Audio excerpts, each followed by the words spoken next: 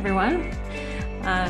As we're waiting for folks to join, I'm just going to describe the slides for anybody who is blind, low vision, or is on the phone. So this is our video and podcast series, Leading with Empathy and Allyship, changecatalyst.co/allyship series. And the slide has a group of diverse faces of the many guests that we've had on the show. This is episode 27, a conversation with Commissioner Victor Calise, New York City Mayor's Office for People with Disabilities.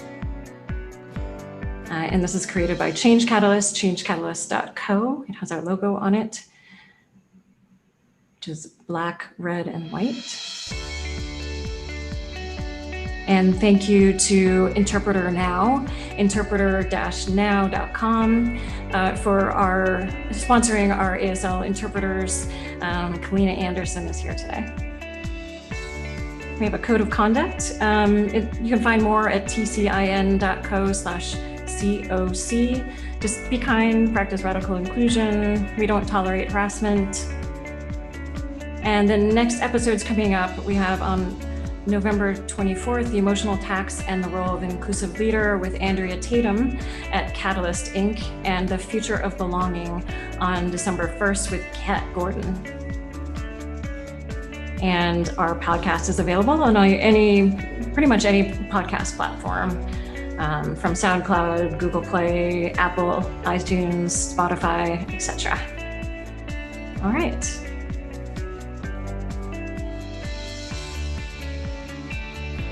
If we could take down our slides, we'll get started.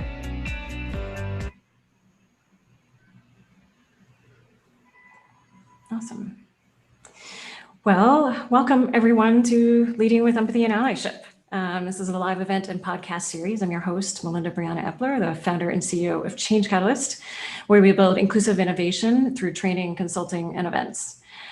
In this series, we go deep, we get real, we build empathy, and we explore tangible, actionable steps that we can all take to be better allies and better advocates for each other.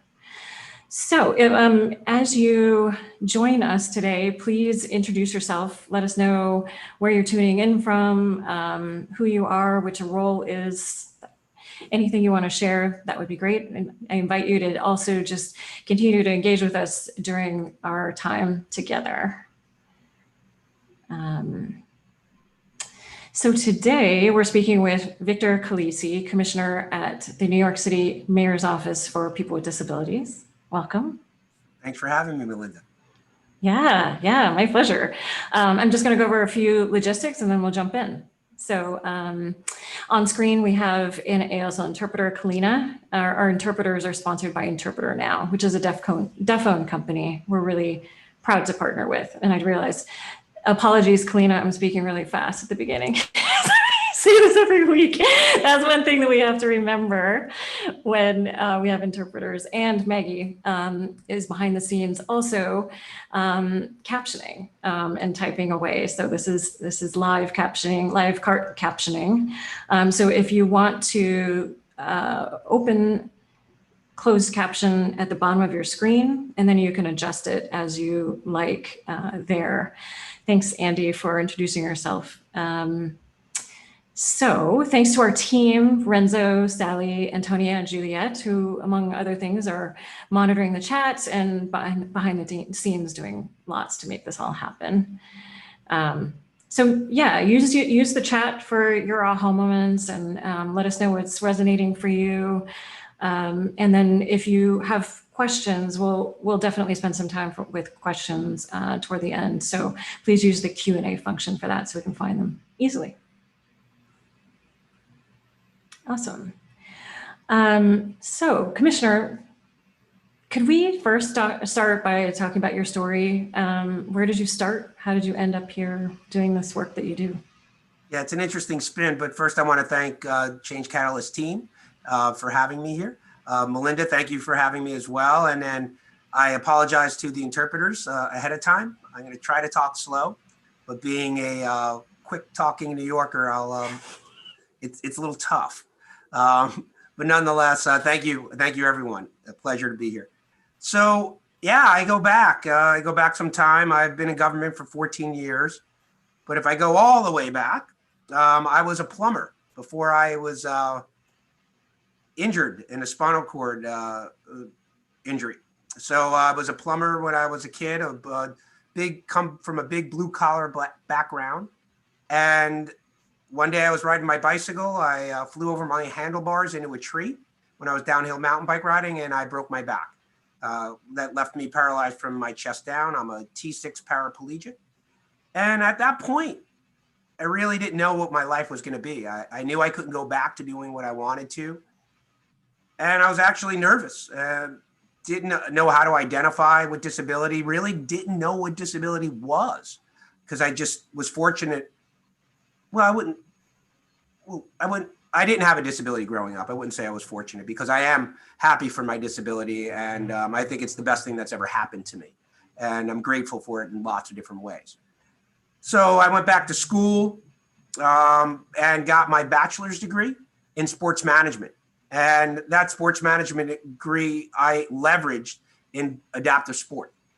So I worked for an organization called Eastern Paralyzed Veterans Association, and I worked in their sports and recreation department. And I worked basically helping veterans transition into sport, or playing bedside games, actually, like checkers and chess at the VA hospital. And then working to get them up and about and out, and did a lot of good work around that. And eventually I competed in the 1998 Paralympic Games in Nagano, Japan. So I'm a Paralympic athlete on the first USA sled hockey team. We're really grateful to be on there. And no, I didn't win a medal, because if I did, I'd have it around my neck. We're actually the only team not to win a medal, but we were the first, so I'll give it at that. And then I was working on the NYC 2012 Olympic and Paralympic bid for the city of New York. And I connected with the Parks Department. And I said to him, I said, I really like to work to make New York City parks accessible for people with disabilities and adaptive sport. And lo and behold, I got hired in the Parks Department, and I led up a agency-wide transition plan to make New York City parks the most accessible park system in the world. And we achieved that in lots of different ways through our recreation programs to ensure that people with disabilities were included in that, and also in their design and construction. And we did a lot of work in their design and construction that makes playgrounds and parks accessible for people with disabilities, and actually great playground design that I would argue is some of the most accessible playgrounds in the world. And our park system becomes more and more accessible.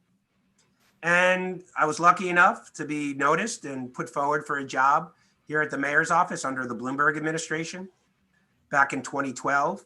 And I eventually became a commissioner under the Bloomberg administration. And from there, when the de Blasio administration came in, I was the only commissioner reappointed. So it goes to show you, I had some skin, and I was liked. And mostly I want to think I was recognized for the good work that we do. And the work that we do here is simple. Our vision and mission is to make New York City the most accessible city in the world. Broaden its scope. We're one of the oldest cities in America. We have a lot of challenges, but it doesn't mean accessibility is not attainable. And accessibility in transportation, and looking at our taxis and our ride sharing apps, and we're probably one of the most accessible in the country.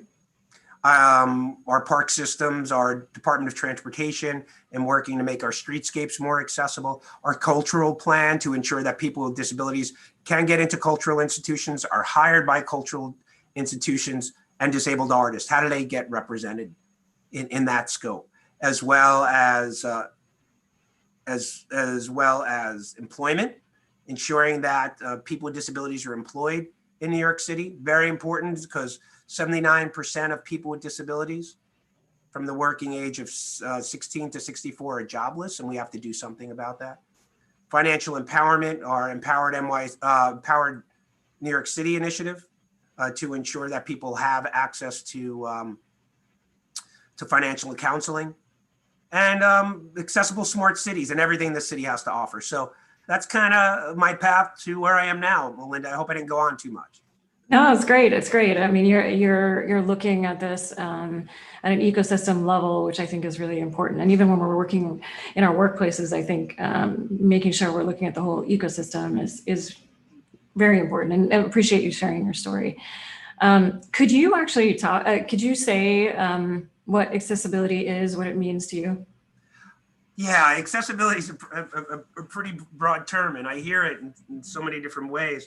But for us, it's about access to everything the city has to offer. If it's our streetscape, if it's our storefronts, if it's city government, it's everything. Making sure that we have access to that. So it can mean making sure our facilities are accessible, right? Making sure that we could get on our transportation systems. And the reality is that people with disabilities aren't really disabled. It's our environments that disabled us. And if we can fix those environments so we can live our lives, there's no such thing as disability. And we continue to think about that. And you know, the disabled community has lots of different views on this, but one thing's for sure: if we just have access like everyone else, we're just people, and that's what we are. We want to be seen as that person, and that's it. Awesome. So I want to demystify accommodation a bit, but first I just want to kind of give a bit of a story. So I first met you, Commissioner, at our Tech Inclusion New York conference in 2016, where you spoke, and it was actually we can share the link to that YouTube video. I think we have it. We can share that in the follow-up materials for this episode. It was actually the conversation leading up to the event that was really eye-opening for me, and you probably don't even, I'm sure you don't remember it. One of the things that you said that's always really stuck with me, it is actually something that I carry with me into my work training, working with people to develop more inclusive diverse, inclusive, and equitable teams and companies. You said that when we don't know how to talk to people, we often avoid them. And avoidance can be one of the biggest problems for people with disabilities, as well as for other underrepresented people, really. When I started to think about it, it can lead to, because we're avoiding people, because we don't know what to do, what to say, it can lead to not hiring people, excluding people, not giving them opportunities. And just to give further context, that same year, earlier that year, in the spring, we held an Ability and Tech Summit in Berkeley, California, because we felt that people with disabilities were being left out of the conversation around diversity, equity, and inclusion, and really wanted to bring that to the tech industry. And our event included a career fair, and we actually had a terrible time, a really difficult time trying to get companies to join us at the career fair. And what we heard over and over again from hiring teams was, our people haven't been trained to talk to people with disabilities, or we don't know how to accommodate people, so we can't come. It's illegal to not hire people because they have a disability. And also, it's not that hard. So maybe let's talk a little bit, let's try to demystify accommodation a little bit, and inclusion as well, I think. So maybe start with the hiring process. How do you think about accommodation in the hiring process? What do you think about? Well, I think you mentioned something a little bit earlier, that the people with disabilities are left out of that diversity conversation. And you really gotta, I was talking about this earlier, you really have to listen to the conversation, because I love it, right? And especially now with all the social justice stuff happening and just really on the forefronts of our mind, where are people with disabilities in these conversations? We're left out again. And we're constantly there. And it frustrates me because we are diverse, right? We intersect with race and gender, right? All of that, we just do. And why are we left out? I was listening to a conversation, reading something yesterday that talked about universities and how they have all these diversity lenses, but the person doesn't identify with an organization, one of these groups that are Black because they're Black and disabled. Mm-hmm. And because we're not seen. And why aren't we seen? Because we're left out. because people are worried about, how do I talk to a person in a wheelchair? Or if this person has a speech disability and I can't hear them right, do I ask them to say it over again? Yeah, you do, because you don't understand them, right? Or I'm yelling at a person who is deaf. Well, you could continue to yell, they're still not going to hear you. You have to figure out a way to get around that. And people are awkward about those things. I get maybe initially, but you shouldn't be, right? Because there's ways to communicate. And it's like any other diversity thing. If you don't have people around you, you're never going to be able to tackle it. And hiring a person with a disability is important. Why? Because it'll open up your mind. You'll see that that person can do the work. And disability doesn't mean they're unable to do anything, right? Because it's their talent that matters. So how do you accommodate for people with disabilities? Well, everyone thinks well, if I hire a person and I can't accommodate them, I'm going to get sued, or I'm not going to be able to accommodate them because our place is not accessible, or I have to get a sign language interpreter, or I can't get the screen reader because it'll cost me too much. Well, there's ways around all this. People don't realize that some people who are blind are connected to organizations that will pay for that screen reader. That there are tax breaks along the way that you might be able to tap into, and other resources that you can get a sign language interpreter on a one-to-one meeting. So doing your research a little bit really matters, because it's important to hire to really break down those barriers that we put up against us. And if there's any one thing that I learned from our current administration now, is people's unconscious bias. And until I took that class, I never realized it.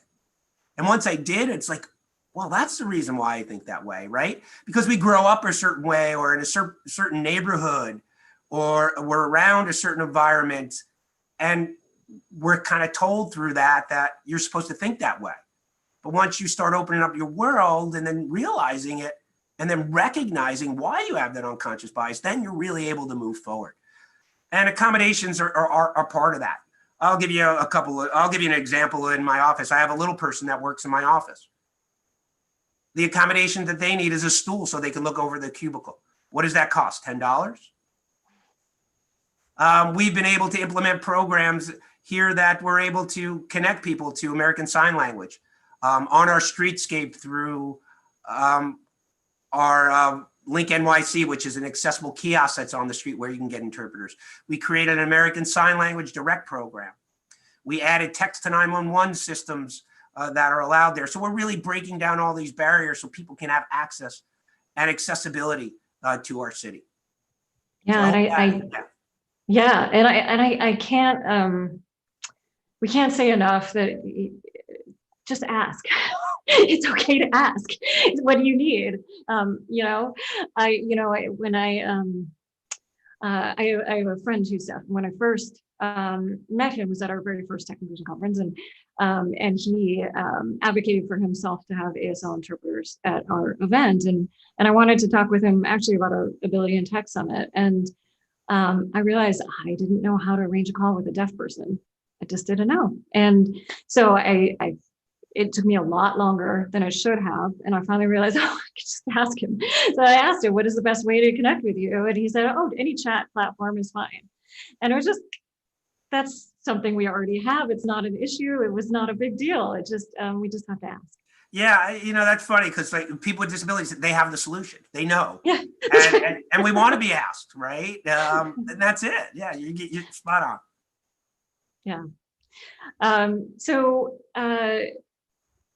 Let's talk about the future of work. I know you're excited about the future of work. And can you talk about what you're most excited about there, and how people with disabilities are a part of that future? Sure. We have an initiative called NYC at Work. It's a public-private partnership to employ people with disabilities.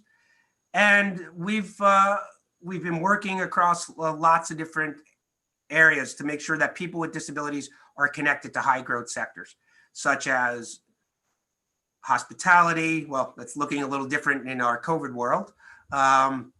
Transportation, finance, technology, and the city, because we have a role to play in this in hiring people with disabilities. So we're strategically placed working with our service providers and working with our businesses to really employ people with disabilities. We do all the vetting. We search for the talent. We connect people to the jobs. Because everyone wants someone that's talented to work. You want to hire the best person because they have the talent. And we've been successful in employing over 300 people within a few years. We were doing pretty well. The jobs that we were able to place people in have been real jobs with real pay and real benefits.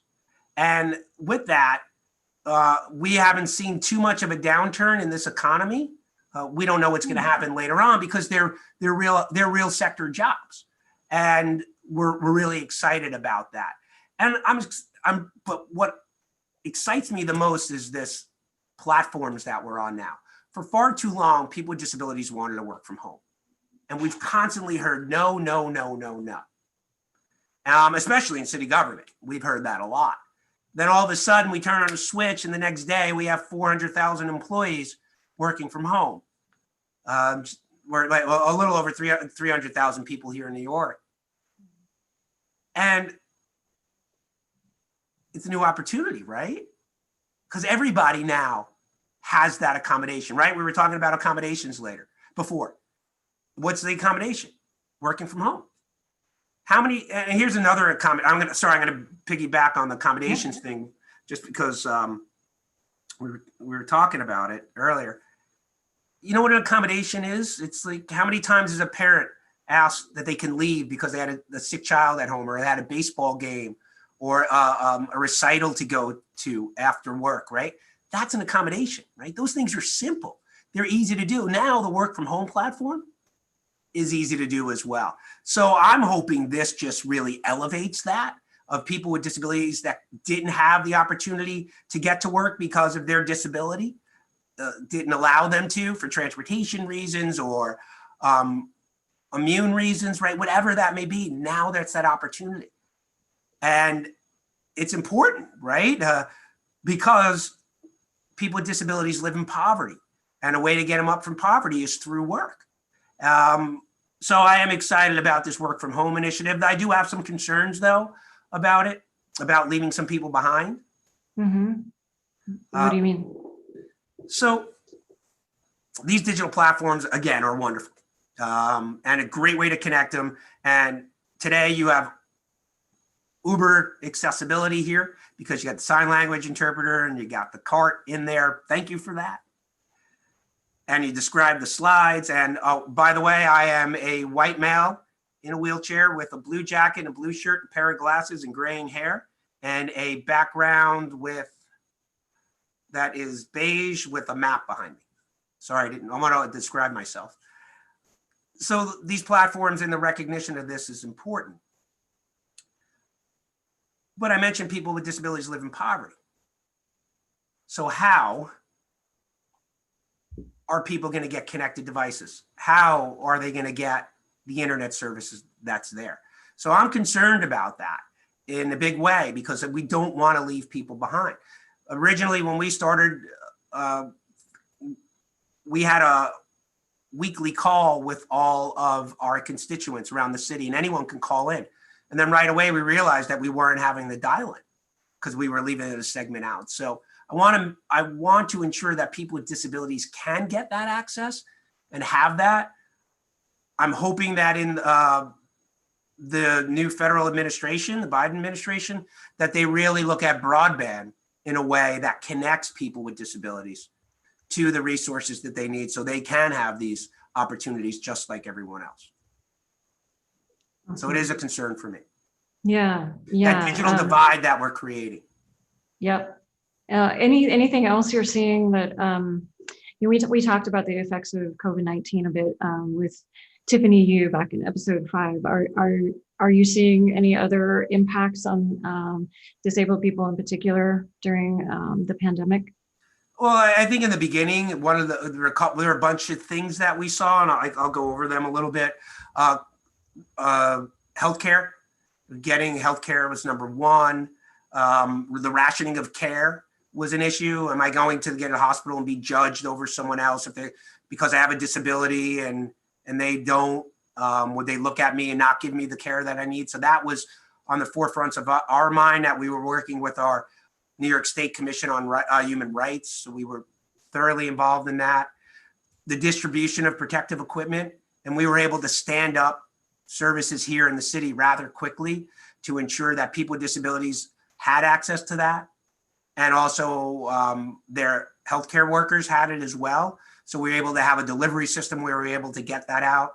And then food insecurity, because people weren't able to get to their houses, get out of their houses and get to places like they wanted to. So we had to stand up these things quickly. And because the New York city government is pretty nimble, when this all happened, we were able to do a lot of that. So yeah, those were certainly concerns and worrisome, very worrisome. Yeah. So let's talk about what you're doing across cities right now. Can you talk about the Empowered Cities Initiative and why it's important? Sure.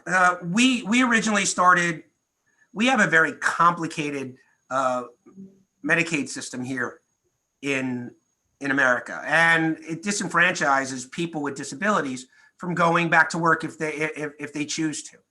So if you make too much money, they take away your benefits, or if you make too much money, they'll take away your healthcare workers, and that's a tough decision for people with disabilities.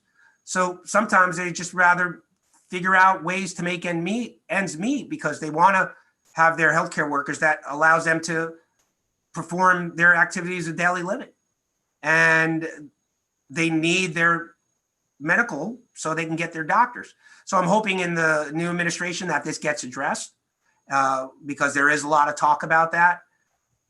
But in the meantime, we started an initiative called Empowered NYC, where it's free financial counseling for people with disabilities to understand these complications and figure out how they can get into a Medicaid buy-in program and actually work and maintain their benefits and healthcare workers.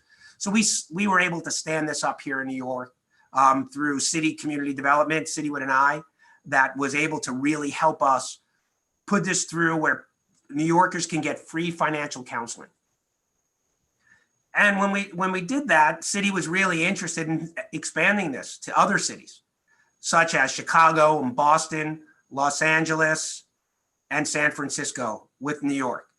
And we're working across those 5 cities. We're looking at COVID response, financial empowerment, housing, and employment. And we're looking at all 5 of those cities and figuring out what one city may be doing over another, coming up with a roadmap and best practices that we all can follow.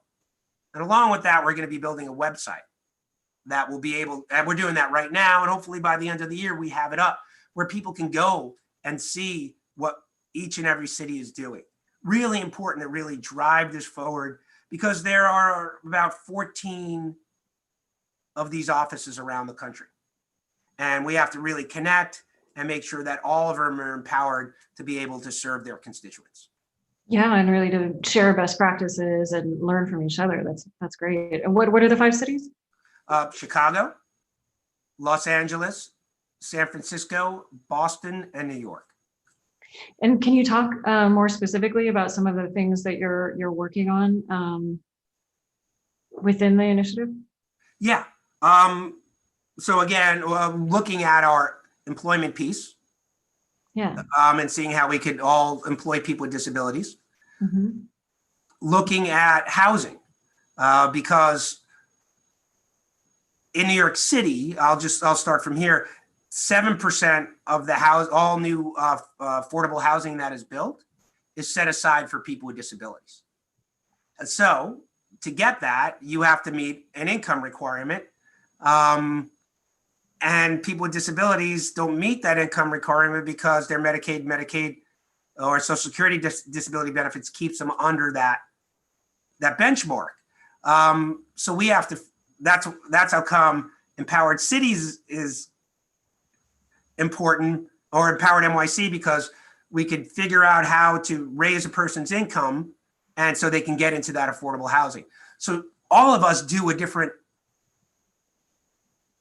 way of securing this housing. So we want to find out what's happening in Chicago. Maybe they're doing something better because they went through a lawsuit and they had to revamp their housing. Is it better than the New York City model? And the same thing goes for San Francisco. And looking at that, employment, financial empowerment, and housing, because they're all interconnected. And I'm curious when this is all said and done, because if there's something I could learn from Boston, I want to know about it. And if there's something that I can learn from San Francisco, I want to know about it. Because if we're working in a bubble and we don't know what's going on, we're never going to be able to get to move our cities forward. And can we talk a little bit more about hiring? Because it is, I mean, the statistic that you shared, 79% of people with disabilities in New York are not employed. That's correct, right? So, and I can't remember exactly off the top of my head what the statistics are nationally in the United States, but they're not that much better. It's pretty low as well. And so there's real work that we need to do here. And we all know, I think, the benefits of diversity, and that so many of the products that we take for granted now were built with people with disabilities in mind. And the more that we hire people with disabilities, the more innovation we have within our, especially tech companies. So what are some other things that you're thinking about in terms of just working? Are you working with companies to motivate them to hire more people with disabilities? What are some of the things that we can do? So one of the things that we hear the most is that we can't find the talent, right? How do we find the talent? We can't find a person with a disability to be able to fill the job. So that's one thing we're hearing. So that's number one. And we put together a business development council with businesses made up in all the high growth sectors again: finance, transportation, retail, technology. So we have all these big companies and small businesses as well. So we're hearing from them. We can't find the talent. We're not sure what a reasonable accommodation is. If we hire a person with a disability, we're not sure exactly how to advance them. So we're the voice in that, and we're breaking down the myth of what accommodations was, since we were talking about that earlier. We're breaking down the myth that you can't find the talent, because we have a talent pipeline that we draw from. We work with colleges. We work with transitioning youth from high school into the workplace, or into college appropriately. And we have a lot of people that are coming to us because they've been out of the workplace for so long. So we have the talent. So we're matching that talent to that job, whatever it may be. So we're getting the job descriptions, we're getting the talent, we're doing the hard work, and we're putting people with disabilities forward. And in the end, people that are inside the labor force are really driving the future of work, right? That we have people in our office that we hired with disabilities that are redefining what accessibility means in the tech world. Looking at things and social media engagement and all these things that are accessible. So we're the future, and we're the talent that's out there. So if you have an organization that's working to push the talent, I think that's important. Yeah. In the past, a lot of people were sitting around a room with their service providers, people with disabilities sitting around with their service providers saying we can't get jobs. But what was missing are the jobs. So they weren't really talking to the businesses, right? So coordinating the service providers, the people with disabilities, the jobs, and having our office, NYC at Work, strategically placed in the middle, bridging that gap, it's made all the difference. Awesome. So for those of us in our workplaces looking to be better allies and really work to create change in our companies, then just answering that question around accommodation would be a big if we were to do our ability in tech conference again, I would create a resource for companies and say, well, here it is right here, just break down that barrier with information. Really, a big piece of allyship is often education. Yeah, and there's other ways to get people with disabilities engaged, right? Setting up internships, man, that's certainly a way to be able to do things. We have a state program called Access VR, it's a vocational program that actually pay for interns, pay the money for a person to work as an intern, right? So you don't even have to you pay for that. The state will, they're just set up around the country. The state will help pay for those internships for your company. So this is a great way to kind of start engaging. So reach out to your local access vocational rehab places with your state, and that's certainly a good way to start. Awesome. So I'm going to jump to questions in a few minutes. If anybody has a question, please put it in the Q&A. This show is called Leading with Empathy and Allyship, but I want to talk about allyship a bit. What does allyship look like for you? What could you most use from allies? The understanding that people with disabilities want to partake in anything that's out there. And that takes a while to kind of get people to understand that, unfortunately. But once they do, it changes everything. So we need allies to understand that people with disabilities want to participate in everything, that it's out there.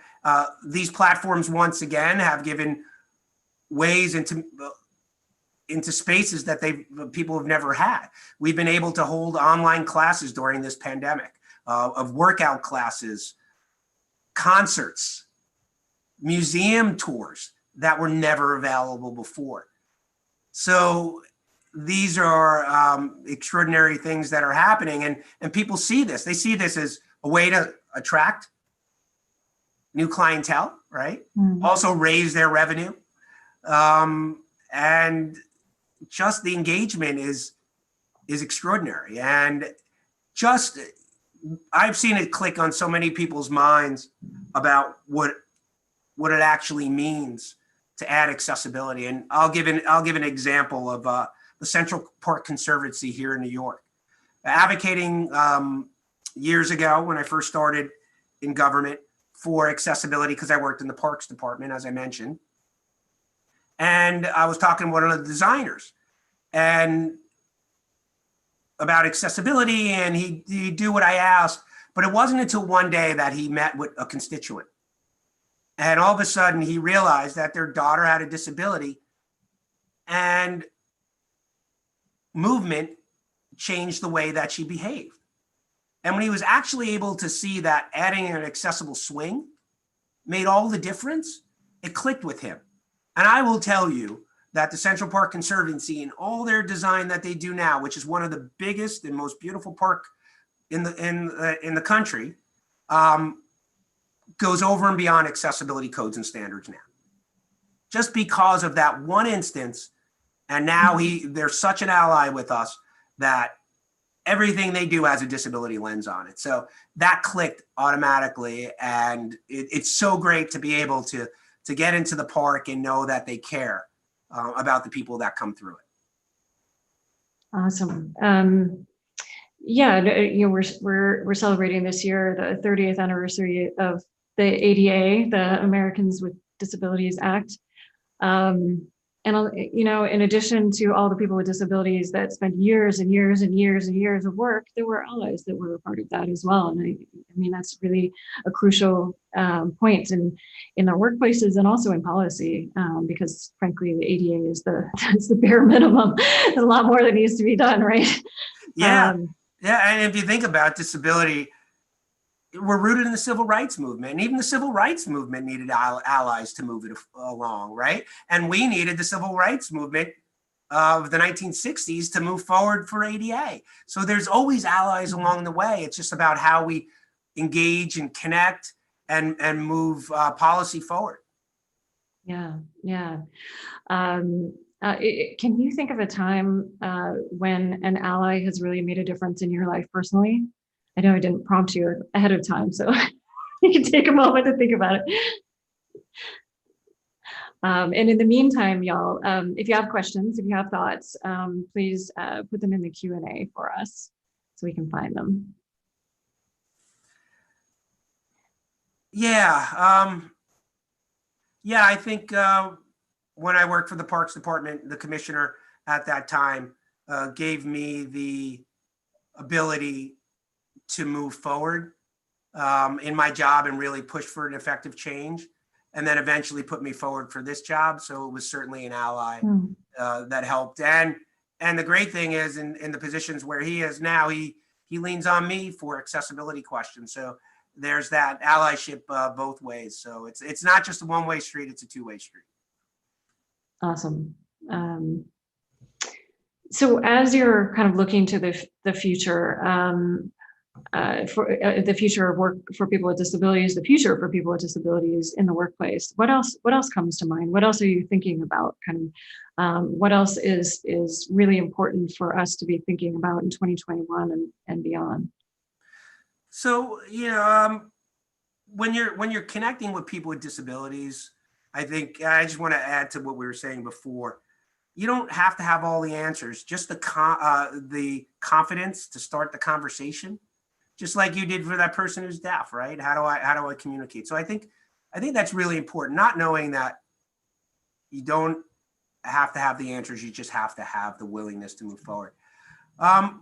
So lots of things I'm concerned about. I'm concerned about the future of our country to move forward, for sure. And making sure that people with disabilities are included in every bit of that forward moving progress. I'm worried about what's going to happen to our city financially as we come out of COVID and what that looks like. I don't want to see a regression in services, but cuts and there concern me for sure.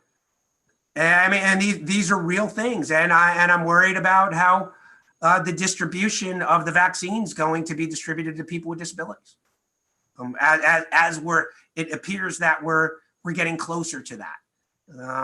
So yeah, COVID has certainly taken our world and turned it upside down, and good and bad is happening in all this. And I think New York City is on a reset. I think after this, and what that reset looks like, and all the outdoor dining facilities that we're creating and making sure they're accessible for people with disabilities. Because if this is going to be the new norm, we can't create instances where things aren't accessible as we move forward in the future, because this is all new. So I worry about those things.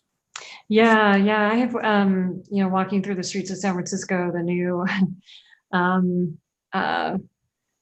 creative ways that restaurants are working to put tables outside. I've noticed that as a result, there are no pathways, and people with disabilities can't get to them, can't get into those spaces. I think we have to, in our innovation, we have to remember that we, it just takes a little bit different, one more thought, one more step. Yeah, it does. And in the city of New York, we put out guidelines, and I believe LA and San Francisco did too. But sometimes people just in a rush to get everything out is concerning, because we can't be left behind in this. So yeah, it's real. Those are real issues, because if you're blind and you use a white cane to get around, and all of a sudden there's all tables and chairs that are out in front of you that were never there before, that's a big learning curve, and we shouldn't have to go through that. Yeah. Or people standing in the way too. Yeah. We have a question from an attendee here, anonymous attendee, saying this is a really informative session. Thank you. Are there ways that students who are passionate about social change could help get involved in creating change, maybe in their university or college? Any recommendations that you have? Yes, very, very interesting. You should say that. I think one of the great things you should do is follow people with disabilities on your social media accounts. Just figure out kind of what's happening. There is a big presence of the disabled community on all these social media platforms. Think about your how you post on your social media platforms. If you're on Instagram, do you describe your photo? If you're on Twitter, are you using alt text? So, these are things that you should be looking at when you're posting. And following people with disabilities is certainly a way to engage. If you're in university, are there groups that are out there that you can be involved with, disability groups, and get involved in the conversations? Are you involved with a business resource group through your company? There are disability groups that are out there. Get involved in that as well. So engage, put on a disability lens, don't interject, but just listen. So I think those are some good tips to kind of get involved. Yeah, and maybe ask if there's some way that you can help, that you can get involved further. Yeah.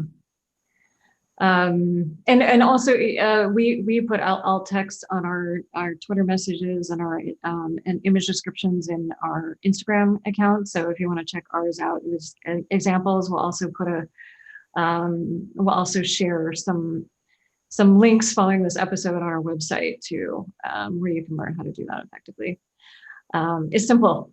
It's simple. You just describe the image so that if you can't see it, you still know what's there.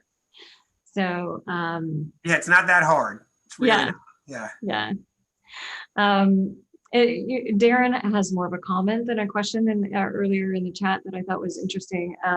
Speaking about the future of work, incorporating paid professionals with lived experience of disability into the design processes of any organization will help companies be alive to and prevent against the real threat of creating products that increase barriers and exclude people with disabilities.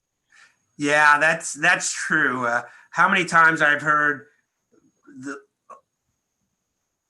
people looking to engage in disabled community and expecting that to get it free. And it's kind of like, well, you don't ask any other consultants for anything free. Yes, people with disabilities should be paid for the work that they do when you're engaged with them. Absolutely. Lived experience is great. Pushing that forward, I absolutely wholeheartedly agree with that.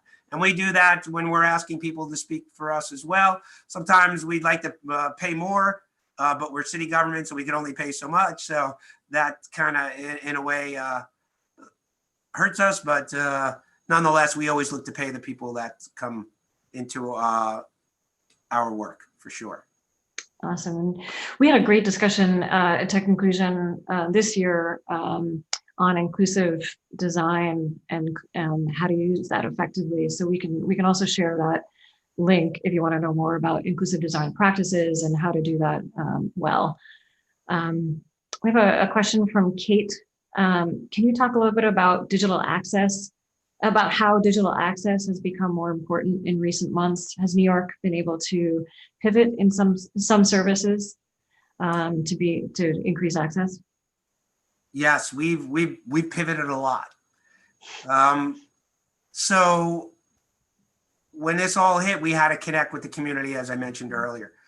We looked at so many different platforms, from Microsoft Teams to Zoom to Google platforms, and we had to make sure that they were accessible. So we put out some guidance on our website, nyc.gov/disabilities, and you can find it on our website.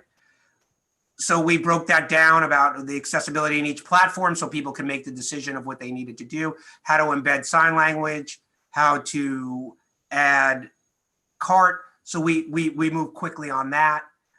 We have robust information on how to make digital platforms accessible, like social media platforms, so you can find it again on our website.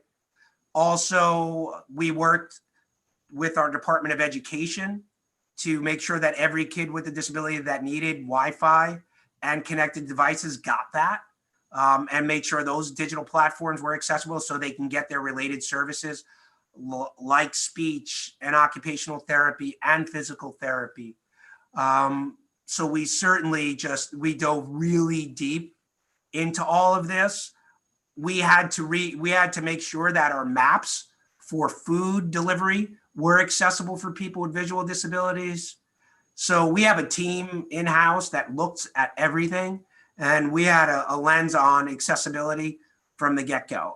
And having it embedded in our team allowed us to move really quickly and work with our Department of Health and Mental Hygiene for accessibility to those maps, accessibility to those surveys that we're putting on there and our mail deliveries for food and for protective equipment. So yeah, we did a lot, and proud of it. And we made it really accessible on our website. So you can check out our virtual meeting guides. You can check out our digital accessibility guides. It's all on our website, nyc.gov/disabilities.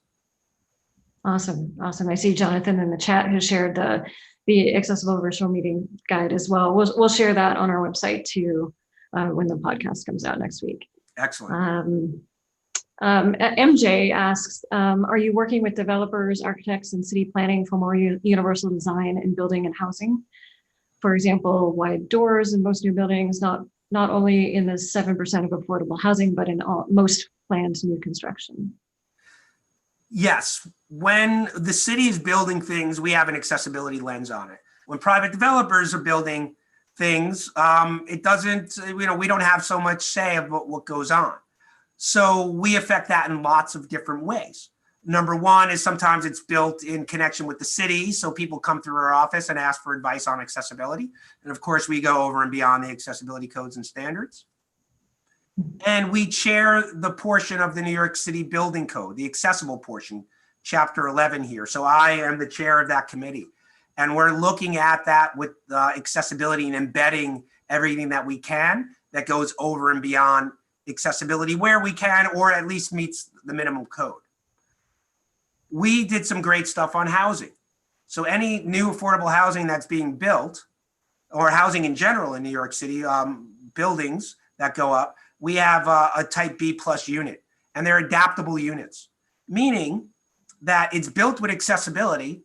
And if people put, I'm trying to define this in a certain way. So the type B plus units are built and they're accessible. And they also, in the walls, have all the reinforcement for grab bars that need it. And if cabinets need to be removed, they could remove the cabinets, and they have that accessibility there.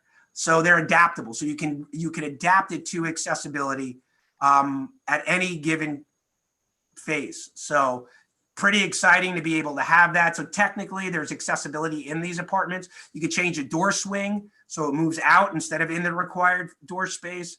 So these are the ways that New York City moves forward on those type B plus units for housing. Awesome.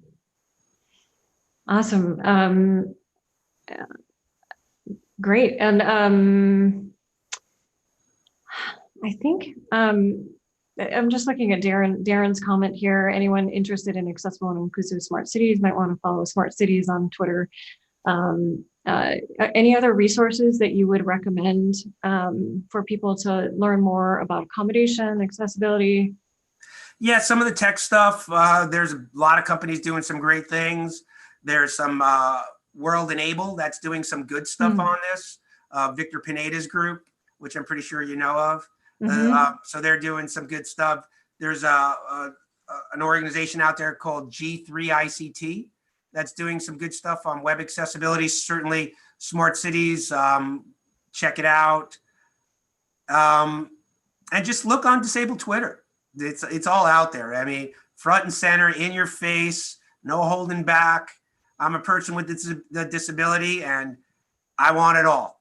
And we should have it all. Yes. Yes. Yeah. 100%. Awesome. Well, thank you, Commissioner. Thank you for this. Appreciate you, and appreciate our conversations always. Learned a lot. And thank you here. Thanks to our audience too for your great questions and engagement. were you going to say more? Sorry. No, I just want to say thank you, Melinda. Any way that I can help out, you can reach out to me. All on our website. You follow me wherever you want. I'm out there. So thank you for your time. I really appreciate it. And it's always a pleasure to see you. Yes, likewise.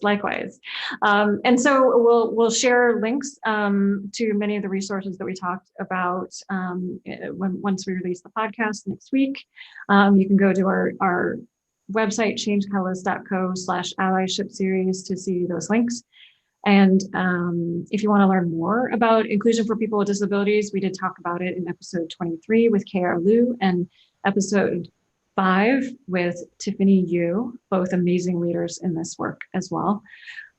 So join us each week for Leading with Empathy and Allyship. You can learn more by going to our website again and signing up for our newsletter. And please subscribe to the podcast and YouTube channel and give us a review, a podcast review, or a thumbs up on YouTube, and share this with your friends and colleagues that could find this helpful. Thanks everybody for joining us. And I see lots of thank yous in the chat. Appreciate you all. Take care. All right. Great. Thank you.